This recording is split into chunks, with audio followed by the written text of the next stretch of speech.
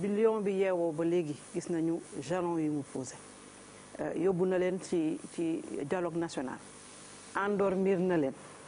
ba ku mel ni Barthélémy Dias ak yow dégg nañu Barthélémy doon wax c'est une opposition de dealers qui siège au niveau du dialogue politique rawatina sax ci dialogue national bi gis nañu que ça a permis à Macky Sall de dérouler son agenda fan la aboutir dialogue national bi jeexagul déjà il y a eu l'entrisme dialogue national bi jeexagul déjà ñi ngi commencé di wax la suppression des villes te loolu yëpp vraiment am na lu ko waroon jiitu bu doon amoon nañu une opposition forte qui sait faire face defe naa da ngeen waroon imposer d'abord ñu dem ci aux élections parce que dialogue local bi yéen a ko dialogue politique bi yéen imposé woon l'audit du fichier électoral et l'évaluation du processus électoral sans quoi élection du fi am dem nañu dialogue politique def nañu les TDR envoyé nañ ko à l'État mi nga xam ne moom moo waroon lancer des appels d'offres defu ko dafa jël affaire bi teg ko na le te audit bu amul évaluation bu amul duñ dem élection boobu ba léegi nag yéen a ngi toog di wax oui on va encore faire d'autres alliances pendant ce temps Macky Sall est en train de dérouler personne ne comprend wax na que j'ai 85% en plus de Idrissa Seck ak ñeneen ñi war a ñëw donc dans sa tête il est en train de préparer peut-être le troisième mandat on ne sait pas yéen ngeen nekk dans une logique de nañ defaat une alliance pour faire face est-ce que du seen bopp ngeen di nax yéen opposition bi aussi. jàpp naa ni naxuñu suñu bopp mais am na lu bare loo wax loo xamee ni wér na ba xëy na loolu moo tax sax ñu war a accélérer processus bi ñu nekkee pour dox daje ndax à la limite du sax alliance électorale mooy urgence bi tey jii lii urgence bi mooy ñu bokk àndandoo pour mën a peser ci li nga xamee ni mooy processus décisionnel yi nga xamee ni moo ñuy yóbbu ci élection yi transparence bi mu war a àndal fichier ya mu war a àndal ak disposition complémentaire yi nga xamee ni bu amulee élection yu mucc ayib du am ci réew mi loolu mooy faratay tey yi mais xam nga Adja ñun on est tributaire de notre pays am réew li nit ñi di dund aussi dafay impacter si ñun situation yu ñu nekkee day impacter ci ku nekk ba nga xamee ni acteur bu mel na Macky Sall lu mu mën ci def lu nekk dina am njeexit luy des ci biir opposition bi la preuve situation yi mujj dund nii mais man fi ma la bëgg a indi mooy ñun est-ce que pertuñu avant ñuy wax opposition un Sénégalais né après les indépendances avec un pays dans autant de difficultés que le Sénégal waaw moom ban esprit mooy traverse nopp bi ak xel mi ba war a tax mu sédimenter son pays sur des considérations extrêmement élémentaires ou alimentaires boo xamee ni méngoowul ak benn yoon postulat ak énergie yi nga xamee ni réew mi daf ko soxla ci jamono yi ça pose problème et ça nous pose le problème de savoir qui nous sommes réellement sommes-nous aussi indépendants qu'on le dit est-ce que ñoom moom suñu bopp nañ ko waroon a moomee parce que jàpp naa ne bu wéroon ni buum yëpp dog na nañ ko waroon dogee kon du ñu nekk ci situation bii ñuy dund tey jii kon moom dina xam ni sa mission en tant qu'intellectuel et homme du monde moderne nga xamee ni il a et il aura une vie après la présidence de la République dina ittewoo nan lay dimbalee réewam pour defloo ko ay bons yu am solo jëm ci wàllu développement ça c'est un problème que nous avons deuxièmement aussi nga xool ni ci option yi ni ñuy téye alalu réew mi noonu la ñuy téye suñu système politique ni ñuy prioriser suñu choix de développement préférence yu ñuy am ci acteurs yi ñuy am ñuy accompagner muy suñu ay partenaires c'est le même modus operandi et c'est choquant tellement que ni visiter le Côte d'Ivoire visiter le Gabon visiter le Guinée visiter le Sénégal c'est un mimétisme boo xamee ni dafay choquant boo xamee ni day avilir suñu ay dirigeants di leen ravaler à des niveaux yoo xamee ni rus naa sax di ko tudd mais comment voudrait-on nan la ñu bëggee bu fekkente ni sànqal li ñu yor moomuñu ko ëmbaluñu ko suñu bopp troisième mandat Côte d'Ivoire troisième mandat Guinée troisième mandat ci réew mi nga xamee ne ñu ngi xaar naan dina am du am et cetera te lépp même système bi parrainage trafic ci fichier électoral ils répètent tous même ci seeni stratégie de développement ñoom ñëpp plan Sénégal émergent, Guinée émergent, Gabon émergent. Et c'est partout la même chose. Et ça pose problème. Partout, des chantiers astronomiques yoo xamee ne benn si ñoom répondre ci critères de priorité yi ñu am ak utilisation ressources yi ñu am. Je pense qu'il y a beaucoup plus que le problème bi ñuy dund boo xam ne dañ ko war a régler. Barki Dembo Ndiaye France seen assemblée nationale ma ngaa légiférer ci li nga xamee ni mooy wàllu franc CFA. am na benn député bu sant Mbay bu fa nekk wax na ci biir internet ci biir télévision yëpp ni amul benn parlement africain boo xamee ne saisiru nga de cette question là et pourtant c'est des questions de souveraineté. Donc beaucoup plus que boo bëggee xam ne lu tax ñu nekk ci situation yi pourquoi ñuy dund lii ñuy dund nii c'est que quelque part lenn ci suñuy dirigeants yi dañu am problème mu libéré wu lien ombilical yi ñu am par rapport à la tutelle occidentale. Est-ce que du ñu ñëwee pouvoir moo tax est-ce que du bu ñuy wut pouvoir tamit dañ dul compromission yi mooy bari c'est-à-dire que dañuy nangoo d'accord ak puissance étrangère yi multinationales yi pour xëy na ñu jàppale leen ngir ñu ñëw au pouvoir est-ce que du loolu mooy tax boo ñëwee doo am marge de manœuvre. loolu peut-être mi ngi ci et certainement mi ngi ci mais day daal di indi beneen interpellation mooy suñuy pouvoir d'argent yi ñu am suñu privé national. nga xamee ni ñoom ñooy les premiers impactés ci choix économique yu ñuy def amuñu souvent courage pour accompagner un leadership local dans le sens et dans le besoin de défendre les intérêts dégg naa fii Decroix Diop du wax ni Serigne bu wax na ni 3000 milliards dépensé nañ ko ci ay programmes ak i projets yoo xamee ni wóor na leen ni seen expertise locale mën na ko defar mais c'est des questions de choix stratégiques. yaa ngi am 50 000 lampadaires yoo xamee ni dañ ko jox fond roche te lu waay gàtt xel xam nga ni technologie lampadaire solaire moo gën a yomb ci technologie yi am une usine ou une entreprise sénégalaise boo xam ne day capter marché boobu wala 3 entreprises sénégalaises yoo xam ne dañuy capter marché boobu doxal ci seen liggéey ba mën a di am ay marché ci sous-région bi moo gënoon a yomb téeméeri junni yoon. Et pourquoi ñu jox ko ay jàmbur yoo xamee ni fii si biir réew mi mën nañ ko defar pourquoi aussi on mi ngi wax naan dina amaat yeneen 100 000 lampadaires est-ce que lu moom lañ ko koy joxaat. mais où est le secteur privé local pourquoi ñoom duñu jël. xam nga le combat. xam nga mooy taar yi ñu am.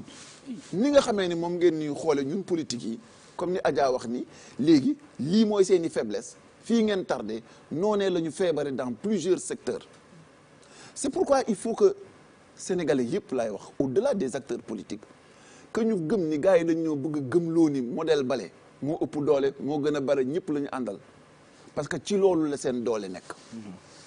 bu ñu gëmee ni ñun suñu bopp bu ñu àndee te taxaw te am fulla ci li ñuy def mën nañu soppi suñu réew moi je suis sûr que dans ces conditions-là on peut complètement rectifier et corriger li ñuy def ci réew mi ndax bare na loo xamee ni. comme li ñu dugal ci terre bi 1000 milliards yooyu bu impacté woon ci logements sociaux wala logement simple tey jii tyrannie bi nit ñi di suivre ci location ci Ndakaaru mën na wàññeeku bu baax a baax.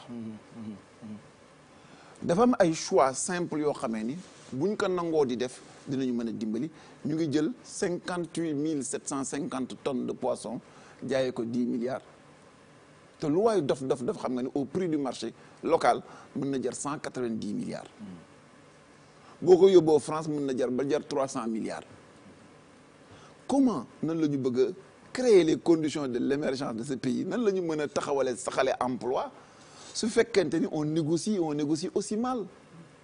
mais sa Ndar tam bëri nga ay candidats à l'immigration de am nañu dem am nañu ñoo xamante ni xëy na c'est des candidats est-ce que tamit du lajj boo xamante ni politique publique yi mais au niveau local aussi est-ce que amu leen ci responsabilité yéen ñi nga xamante ni gérer ngeen ville boobu pour apporter des réponses ba nga xamante ni ndawi Ndar dina ko mën a jëriñoo. xam nga li tax local bi ñun duñ ci am responsabilité mooy que ni charge commune yi du yeggul ci créer emploi te mënul créer lu war a absorber besoin d'emploi bi mais. mën ngeen attractif bay ni industrie. mais attends fi laa jëm ak yow. li nga xamee ni mooy suñu premier handicap moo di que ni te di justifier dem bi nit ñi di dem moo di secteur bi nga xamee ni moom la ñuy dund mais dañ leen taxawul parce que tey jii boo mënee fay boo mënee nangu 10 milliards tubaab bi daf la wér ni tey jii suñu digganteeg Mauritanie doomu Gendar dina fay ba 1,750,000 francs pour am licence bu dee 1000 licences nga leen jox ci année bi dinañu génne presque 1,750 millions kon ñun am nañu capacité nekk Union européenne vis-à-vis de Tout à fait. la Mauritanie mais suñu ay dirigeants fan la ñu nekk je pense que ni fan la ñu nekk ak yan ban xel la ñuy doxee lan moo nekk seen maayin yan réflexe la ñuy demee tey jii boo fekkente ni sàggan nga ba xale bi bu demee géej bu dellusee au bout de 15 jours 30,000 francs lay am te mu wóor que ni bu armée benn gaal il se retrouve avec 40 ou 60 millions mais dafa taxaw dem foofu. te tey jii soo réglé tey jii suñu digganteeg Mauritanie nga dem ni Union européenne def nga dem def ko Mauritanie fay tey jii pour dem Mauritanie pour dem Espagne il faut nga am capitaine bu mën géej xam GPS mën a jël kabam te loolu doomu Gendar yi ay capable lañ ci mais bu fekkente ni jën wi jar na fii ci réew mi bu ñu demulee kenn du dem tey ndax gaal bu amulee capitaine benn xale du fi jóge. voilà temps bi j'aimerais ñu tàggoo ak internautes yi merci Mamadou Ndiaye amatuñu temps pour jël yeneen questions yi n'est-ce pas. voilà di ko jaajëfal di jaajëfal internet yi gis nañ ni émission bi soxal na leen ñu ci bali ñu ngi joxe seen ay réaction question ñenn ñi nag doon nañ ko féliciter bu baax ñu profité wax voilà doon nañ ko féliciter am na ñenn ñu ndax déjà commencé na Cheikh Bamba Dièye nañu waat mardi prochain voilà ñu wane ni gars yi li ma waxoon sànq le confirmé buy wax da nga koy déglu religieusement effectivement ndax dafa bien structuré comme ni ñu koy faral di waxee merci Mamadou Ndiaye merci beaucoup ñun tamit ñu wàcc jeexal defe naa dernière question bi dañ ciy dem waaw laa bëggoon ñëw parce que moom démocratie yaakaar naa ne jaral na ko mu respect des principes démocratiques jaral na ko mu dem yeew boppam ci buntu assemblée nationale karek bu ñuy def le quart bloquant ci Abdoulaye Wade mais ce biir parti dafa mel ni démocratie bi ngay doon laaj fële amu fa daanaka FSD/BJ bi sa papa ndeysaan génnee àdduna ba ñu tàbbala ci congrès 2002 ba léegi yow yaa ko jiite ça fait pratiquement 18 ans. ba sax amoon na dissidence ci sa biir parti kañ ngay indi alternance wala bokk démocratie bi nit ñi di laaj ci biir FSD/BJ. jërëjëf xamoon naa ni question boobu laa budde foog mu ñëw ndax ci xorom si la war a bokk donc dinaa la jox tontu bu simple. ndax gis nga ab parti surtout parti Sénégal yi nekk na charge surtout bu dee parti d'opposition. nekk na sacerdoce bu jéggi dayoo nekk na sacrifice boo xamee ni doo am tal ci sa bopp doo tal sa njaboot doo tal kenn je pense que ni ku ci nekk ku nekk surtout bu fekkente ni ligne dure nga yore je pense que ni c'est extrêmement important que nit ñi di bàyyi loolu xel ci biir at yooyu amul benn yoon bu ñu demee campagne bu mu mënti doon te de organiser wuñu congrès te gis nga yenn ci conflit yi ngay tudd li koy indi yëpp mooy charge bi nga xamee ni pouvoir daf koy def ci parti d'opposition yi ba nga xamee ni bu ngeen duggee ci nguur bare na ñoo xamee ni pare nañu pour accepter ngeen nekk ci nguur waaye parewuñu pour que pour les mêmes convictions yi leen ci dugaloon mu mën leen cee génne. sooy génn doo leen génn waale. non boo ko weddee rek bul xool sama bopp da ngay xool yeneen yu grand yi da ngay xool yeneen yu grand yi si ngay comprendre que ni c'est une vie presque d'ascète moom ngay dund parce que su doonte loo xamee ni dañu am problème de déficit de démocratie day doon un combat interne bu ñuy susciter mais ñi nga doon dégg yëpp sa jamono yooyu ñu ngi cantonné wu ci séquence su 2012 ak 2014. da nga abandonné parti bi xanaa. déedéet non séquence boobu xam nga mooy lan. mooy séquence su dugg nga ci gouvernement nit ñaa ngi yaakaar rocceeku nga ci gouvernement yaakaar ba amatu fa. et beaucoup ne comprennent pas qu'une formation politique dafa war a am ligne de conduite ndax man inventé wu ma dara ci FSD/BJ su ma waxoon ni ma man ki ma jàngal politique su ma waxoon ni da ngay dóor di dëpp dugg si bëri nga daw leen génn te doo si taq comme gars yi je suis assez intelligent pour le faire te lu waaye dof ki Sénégal xam nga ni mën naa wàññi ba fukk te su ma bëggee gérer samay intérêt au sens politicien du terme xam naa nu may def. mais lu expliquer sa longévité à la tête du parti ndax militants yi ñoo la ko accordé wala texte yi mais waaw parce que gis nga Pape. gis nga affaire bi moom bul jom ak jarul jom mi de moom boo ko mënulee da ngay yebbi bu gaaw a gaaw da ngay yebbi bu gaaw a gaaw parce que je ne dis pas que on est extraordinaire non déedéet mais sacrifice bi muy laaj ñi ngi koy dundal ñu ànd ak yow. ndax ñi ma àndal bi ñuy dugg ci gouvernement ba sama discours mosut a changé ak ñoom dama leen gars yi xaw ma lu ngeen def mais waaj leen seen bopp te bañ fi sax ay racines ndax ni ma duggee noonu lay génne mi ngi dépendre rek si ñi fi nekk nan la ñuy gisee ànd gi ñuy ànd mais loolu njiit dafa am solo ndax Serigne Touba dafa wax ni boo bëggee jiite sa ay nawle da ngay def lu ñu am nga bàyyi ak ñoom. te loo am nga bokk ak ñoom da nga war a nekk nit koo xamee ni kenn du ragal sa loxo kenn du ragal sa làmmiñ ndax sayyidul qawm xaadimahum sangu mbooloo mooy seen jaam la ma fa bàyyi mooy nekk simple militant di diisoo di waxtaan nekk un homme simple boo xamee ni Bamba Dièye ministre Bamba Dièye ministre Bamba Dièye maire Bamba Dièye député Bamba Dièye taalibe xidmatul xadim amul différence parce que la bay doon dunde ba sax sikkim war naa bu goree war naa mën a continuer ak loolu bu faatu. mu ngoog ku ne Bamba Dièye ne Ndar tase nañu ak ay doomi Ndar seeni kàddoo gi. Bamba Dièye dafa nekk doomu Ndar bu mag nekk ci génération doomu Ndar yu mag yi nga xamee ni ndeysaan dañuy ñëw di sacrifier wu pour seen dëkk wute na nag doomu Ndar yi nga xamee ni dañu nekk bitim réew dafa liggéey tamit liggéey bu rëy mais nag ñu bëggoon ko fii ci Ndar moom nag yàlla may ko occasion mu mën a liggéeyal Ndar dëkkam mu nekk liggéey bu rëy mu gëmoon ko lool tamit ñu gisoon ko ci moom loolu moom aussi. comme ni ko politiciens yi tàmmee di def quoi di naxe moom bañ na ko ba si meeting am da leen di wax lu leer aw ma lu ma maye effectivement man sama dëkkandoo la woon ñoo dëkkandoo woon Cité Vauvert mais boo ñëwee ba gis fi mu dëkk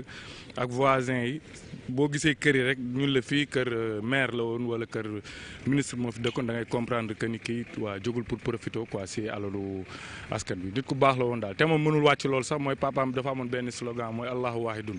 nit ku jullite la voilà nit ku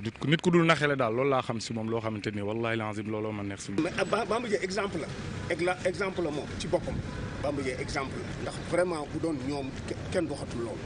vraiment nit ñi man maa ngi koy métti lu ma. léegi nag li nga xamee ne man moom laa koy ñaax Bamba Dièye mooy na wàññi xadar gi doomu Ndar melul noonu doomu Ndar àndul ak xadar ñaar ñoo ko fi mel ci doomu Ndar yi ma koy déplorer. muy moom nekkoon Ousmane Ngom te Ousmane Ngom léegi changé na Ousmane Ngom léegi dal na da daan xeex ba assemblée nationale du noonu moom dama koy ñaanal yàlla moom aussi mu deñ loolu rek laa koy si bis bu dalee rek wàññi xadaram rek lu muy yóotu mën na ko am parce que dara jomb ko. ay doomi Ndar yu wax ci doomi Ndar bi loo ciy commenté balaa ñuy tàggatoo. ñoom dañoo baax rek xam nga lay Ndar mooy Sénégal yëpp. dëgg la. Les gens ils sont pas mauvais ils sont extraordinaires xam nga man dama ni baaxaayu sénégalais yi mooy seen cat ba seen njiit yi dañuy sàggan lool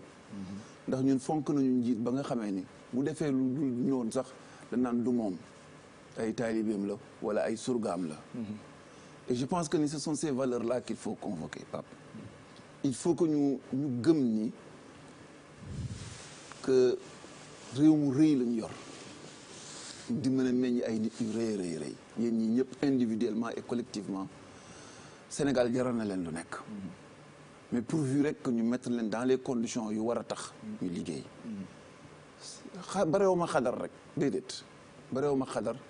damay exigeant ci li nga xam ne mooy charge homme politique ndax kenn forcé wu ma ci maa ci tàbbil sama bopp pour topp jaar-jaaru kilifa gu tedd goo xamee ni amul lu koy réew mi jaralul woon du ma jàmbaare ci sama dund nag ba gën koo jàmbaare du ma baax ba gën ko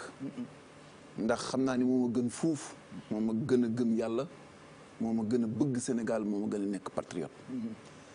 te li ma am ci politique moom mii de def na ci lu nekk waaye amu ko te su ma goree tuuti moo ko xoolee xool taxawaayam war na maa jaral réew mi jaral ma lu nekk et c'est pourquoi je ne suis pas nekkuma nit koo xamee ni pouvoir daf ko téye déedéet ndax Sëriñ Tuubaa dafa ni murit mooy koo xamee ni moomul dara waaye dara moomu ko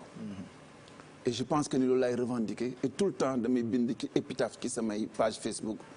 ni li ma itteel ci sama dund mooy vivre pour qu'au soir de ma vie que je n'ai pas le sentiment d'avoir vécu inutilement dund pour que bu demee ba bis bu dul jaas yegg si bu ma xoolee di ñàkk ni dinaa am lu ma rëccu waaye dinaa am yëg-yëg ni géem naa boog wala def naa sama man-man. macha allah et Pape Cheikh toujours ci Ndar ndax prochaine élection locale yi Mansour Faye mooy sa candidat wala da ngay demal sa bopp